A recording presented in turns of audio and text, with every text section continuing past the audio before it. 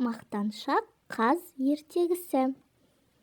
Тауық пен қаз дос болыпты. Қаз үнемі мақтана береді екен.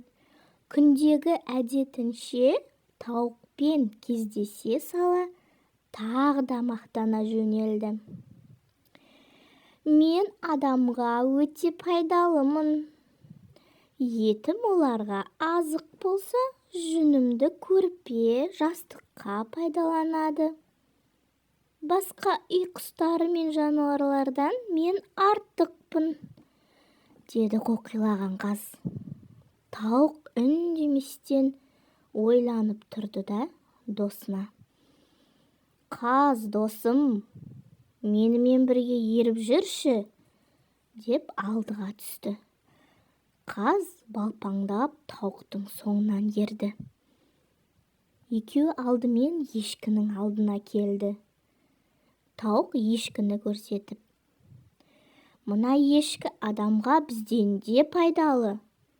Сүті ем, жүні мен терісі киім, еті азық.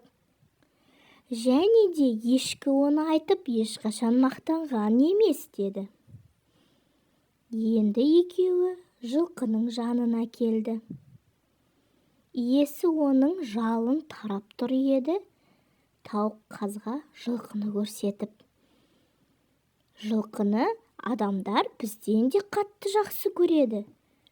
Көрдің бе, жалын тарайды, үстін жуады.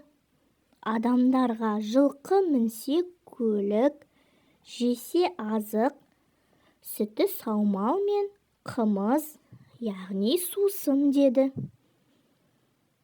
Тауық қазды сиырға алып барды. «Мына тұрған сиырға да сүйсінемін.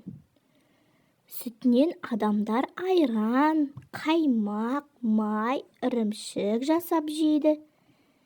Еті мен терісін де игілікке пайдаланады. Сиыр деген үйдің құты ғой», деді тауық.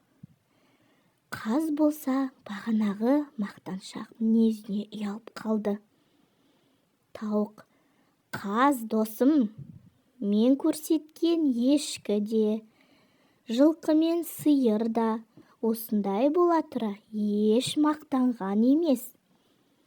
Өздерінің міндеттерін біліп, қарапайым өмір сүріп жатыр.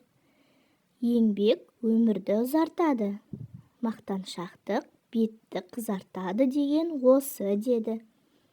Содан бастап қаз мақтануын қойды.